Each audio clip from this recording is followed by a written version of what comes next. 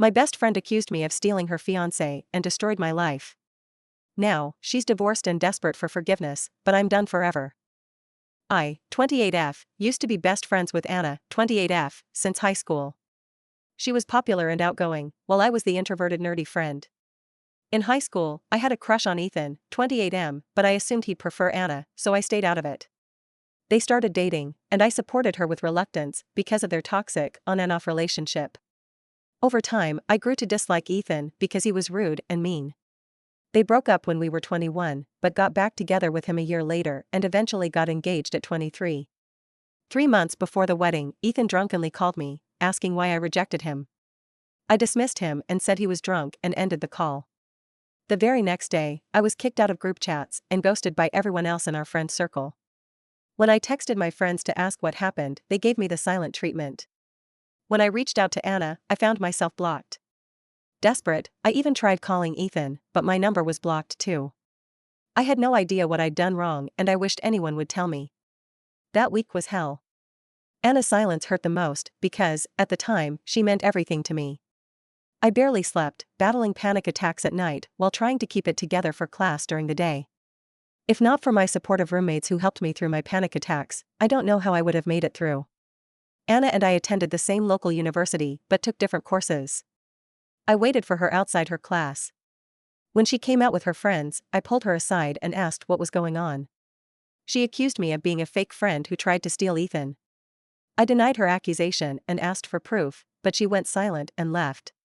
They didn't unfriend me on Facebook, but kept posting about their hangouts and the bridal shower, along with indirect jabs at me.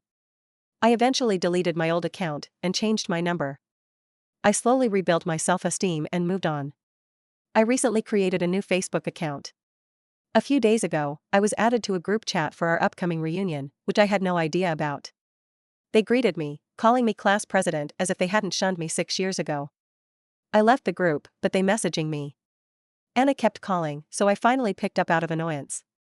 She told me that she was sorry for everything and wished for me to come to the class reunion party. The party didn't seem to be complete without the class president every year. She told me that she divorced Ethan after 2 years of marriage. She tried to reach out to me but couldn't find any of my socials or contact info after we graduated. I asked her why she was telling me all this when she was not important to me anymore. She cried. I ended the call and continued ignoring their messages on Messenger. My family says forgiveness is for my own peace and that it doesn't mean forgetting. But I don't feel anything anymore, only indifference. I don't owe them anything to ease their guilt. So, IDA? Update, November 21st, 2024. Hey guys. Some people from my previous posts suggested that I reach out to Ethan. However, before I could do so, he reached out to me first. Yesterday, I received a friend request from him, along with a message saying hi in my messenger. So, we talked. He invited me for a coffee this weekend so we can talk about it. I told him to not push his luck and just answer me. I asked him about his call that night. Since most boys were too intimidated to approach me, they often asked Anna to convey their feelings to me. Ethan was one of them. Apparently, a lot of boys had a crush on me back then. But at the time, only Anna received open confessions, so I assumed I was undesirable, not that it mattered to me. I was foolishly infatuated with Anna, so much so that I would have rolled out a red carpet for her to walk on if I could. She was my entire world back then. Not even once have I ever heard about any boys in high school liking me from Anna. Apparently, Anna would always came back to them with her apologetic face, telling them that I had rejected them and repeating the insults I had supposedly said about them. No wonder some people back in high school called me arrogant and disliked me for some reason. I just thought it was because I was a strict class president and student committee member. Unlike Anna, who was friendly and charming, I was strict, sharp-tongued, and rarely smile. I don't owe anyone a smile. Ethan explained that he was mean to me back then because Anna told him I had said he was an orphan abandoned by his parents. This was a particularly sensitive topic for him, as he had been raised by his grandparents since childhood. He later discovered the truth when Anna inadvertently admitted it during an argument. That moment led him to file for divorce.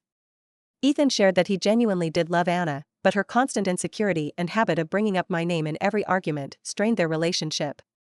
She either accused Ethan of still thinking about me or compared him to me. Anna did found out about Ethan's drunken call that very same night. They had an argument, and Ethan came close to calling off the wedding, but Anna guilt-tripped him into staying. Neither Ethan nor Anna lied or twisted the story. Anna simply told our entire friend group to stop talking to me. They knew I hadn't done anything wrong, but somehow, it was still my fault that Ethan had unresolved feelings towards me. I was, and still am, an introvert, and most of my friends back then were hers. It wasn't surprising that they followed her lead when she turned against me. They were always her friends, not mine. Anna and my ex-classmates then painted me as a villain to the other friends from high school. Ethan didn't do anything to help me because he was manipulated to hate me, his words, not mine. That's why I changed my number and deleted all my social media accounts. While no one directly bombarded me with mean messages, I constantly saw posts that seemed to be aimed at me, even though my name was never mentioned. Ethan only revealed everything to the other friends after his divorce with Anna was finalized. Now, Anna and my ex-classmates are the ones being shunned by the others since 2 years ago. Ethan said he owed me an apology, though he knew it wouldn't be enough after everything that happened. While he never smeared my name, he stood on the sidelines and did nothing simply because I rejected him and called him an abandoned orphan during high school. He asked me if I will be going to the upcoming reunion party. Turns out the party this time was for the 1995 high school batch. My ex-classmates probably wanted their former class president to attend for appearances. I told him I won't go. He said I can sit with him and his ex-classmates if I wanted to. Why would I? Brother ugh. I told him I wouldn't be attending because I have no friends from high school. He mentioned that the others would be sad if they heard I said that. Well, screw them. I received a lot more messages from old friends, but I didn't respond to any of them. I have no attachment towards them. I told Anna that Ethan already told me everything. She called me on Messenger again, sobbing. She admitted she might have been a terrible friend, but that she did care about me. All those years, I was always on her mind. I was too attached to her back then because she was my first real friend, as I had no friends in middle school. I was too shy and quiet, so I couldn't make friends. Anna taught me how to make friends and overcome my social anxiety, and introduce a lot of people to me. I learned to cook for her and took care of her when she was sick. I even protected her from creeps. Everything I did was for her. Now that I think about it, it was kind of unhealthy. Maybe she wanted me to be that version of myself again, only for her convenience. She begged me to try again. That she would be a better person for me. But I just ended the call and blocked her. After a few minutes of contemplating, I decided to delete my Facebook account again. I have a feeling that if I didn't, they will keep on bothering me. I'll settle with a fake account. The main reason why I made my Facebook account is to play Harvest Town anyway. Sorry for the long post. This will be my one and only update.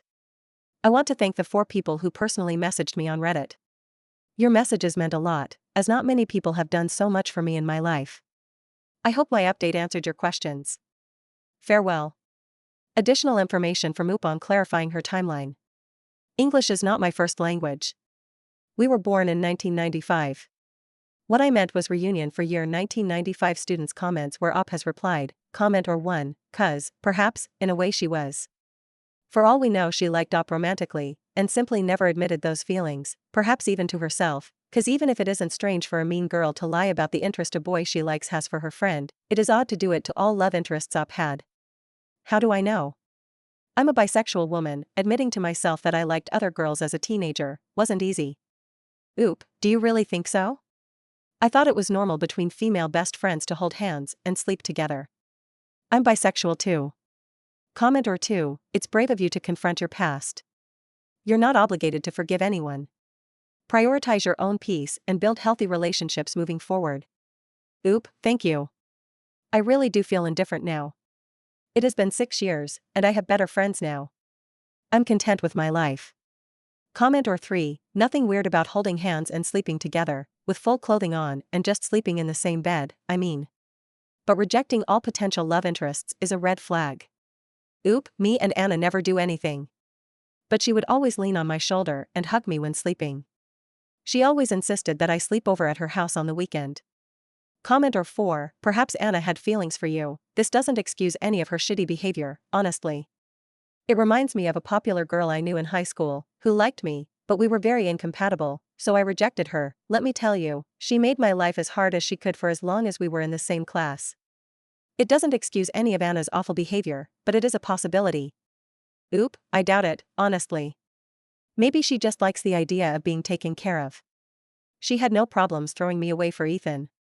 But now that I think about it, our dynamic was weird.